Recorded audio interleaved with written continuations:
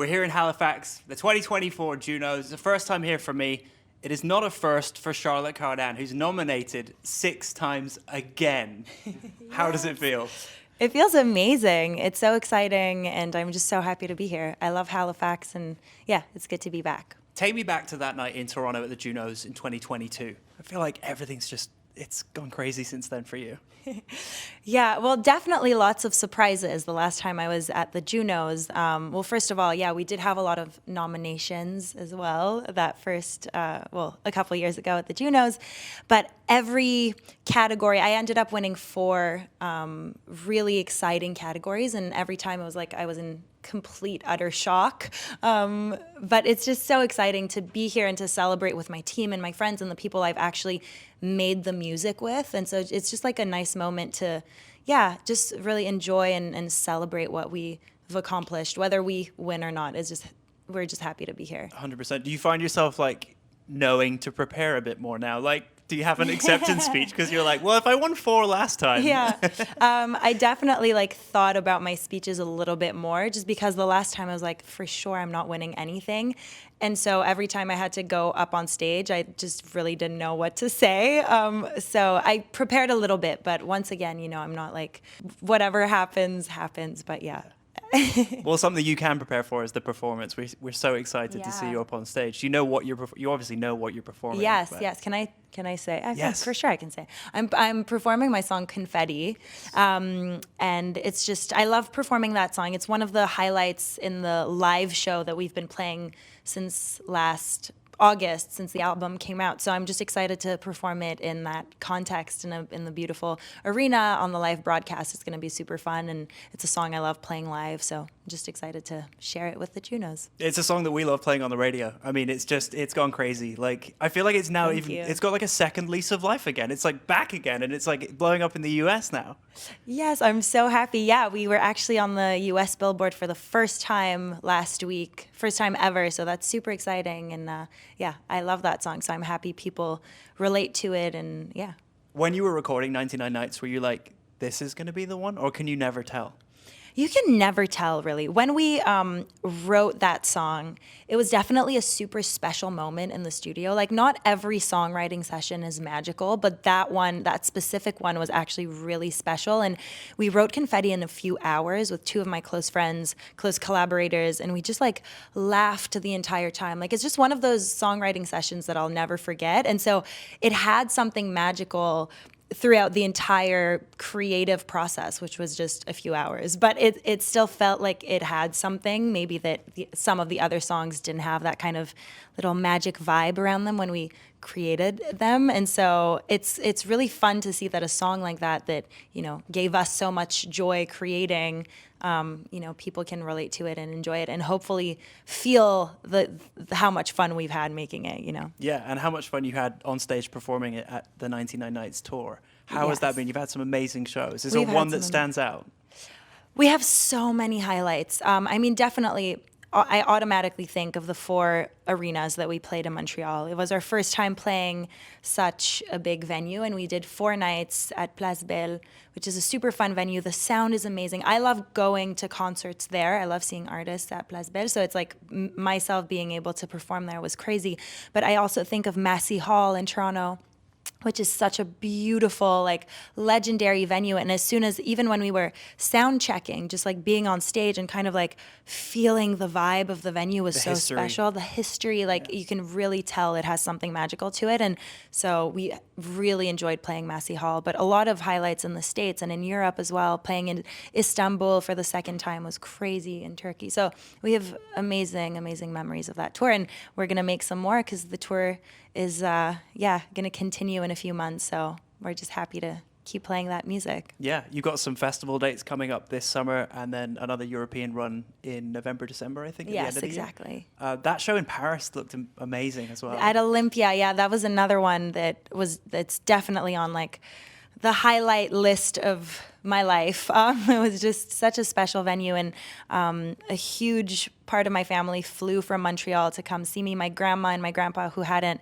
traveled in 30 years, came to see me at Olympia, and so it was really, really special. It felt like, and I live in Paris now, and so it just felt like a part of, my family and my new home in Paris. It was just really, really special to play at Olympia, and I'll never forget that one. It wasn't the only bucket list moment in Paris when you walked for Miu Miu. Oh, yeah. Paris Fashion Week. Yeah. How was that? That was crazy. It was so much fun. It was great because it felt like, I was a guest in an industry that's not mine, and it was so spectacular to see how runway shows. You couldn't tell, by the way. It looked like you fit right in. Oh, It was great. thank you. But it was spectacular to see the organization, the talent, the craft, the attention to detail. Like the backstage of a big fashion show like that is crazy. It's chaotic, but it's so beautiful to see everyone working on the beautiful pieces, and just the attention to detail is spectacular. And so I was just so happy to be a part of such a beautiful show. Were you nervous? I wasn't very nervous, but I was like excited. It's like a thrill. You get to like walk in a cute outfit and there's like super loud music. It was definitely exhilarating, but I wasn't nervous in a bad way. Just like super excited. You can teach me how to walk after this. Okay, let's do it. I've never done it. We'll go in the hallway Okay. outside. Yeah, we have a long hallway here. We can do it. Do you have family here this weekend cheering you on? I do not have any family members here with me, but I have a few friends, and my closest collaborators are here. So we're definitely going to be celebrating and just, enjoying the weekend. We caught up with Lubalan earlier. Oh, love him. Well, he's one of my main collaborators on this album, and he's nominated twice. And so it's just so happy. I'm just so happy to celebrate with him because we spent so much time in the studio making those songs together. And sometimes it's like you forget to just like take a little pause and to appreciate what we've done and accomplished, and just take a minute to actually celebrate. Like we're always on to the next project and the next album and the next songs, but it's nice to just be like, hey, let's celebrate this album that we made, and let's just take a weekend to have fun and enjoy it. What was it like hearing your song on Love Is Blind? Oh, that was crazy.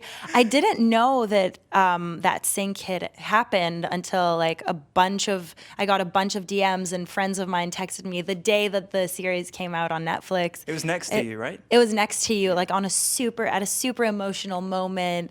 That was really cool. I had no idea that had happened, so I was very happy to see that. Have you ever had another moment like just where you've heard a song of yours in either pop culture or just like passing by, or you're in a taxi in the States or something, or do you know what I mean? Like in a moment you're like, wow, like no way. Yeah, I remember, not like on a TV show or anything like that, but I went to Japan a few months ago with my fiance, and we heard one of my songs at a cafe, and I was like, wow, that is really, really cool. Were you like, I had never, it's me. I was like, we really tried to pay attention, but it was, I think with playlists and music travels so much now, and that's what's really great about streaming platforms. It's that it's easier to share your music with people all over the world. And so it was just really, really cool to hear that in a spot where I had never been in before, and I had never played there before, obviously. So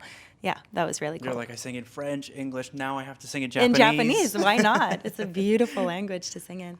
Do you ever feel like with your French-speaking fans and your English-speaking fans, you have to keep both happy at the same time? Like, in a weird way, is it like, I feel like French-speaking fans are quite protective of you, and maybe they've seen you, do you know what I mean? Like, enter a bit of the English market and be like, no, she's ours.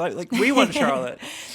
We found her first. I mean, it's always been important to me to sing in both languages. Like, both English and French are a huge part of who I am and my upbringing and my identity. And so it's just always been natural for me to sing in both languages. And I've never really had a second thought about that. Like, it was always, I grew up listening to a lot of music in English. My family speaks French, but my grandmother's from Alberta. A lot of my friends are English speaking. And so I always was immersed in the bilingual vibe of Montreal.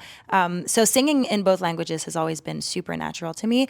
And I think my fans get that. I think, it's always been natural. Even when I'm in certain cities, like when I play in Ottawa or certain cities that are very bilingual, like even during the show, I'll kind of switch between French and English, and there's just a big Franglish vibe going on at all times, and I like that. I think it's special, and it allows me to express different parts of my personality and different subtleties in my music. Like, I feel like certain parts of me are closer to one of the two languages, and I can express myself a little bit better in that language when it comes to a specific side of me, and so I like playing around with that through my music.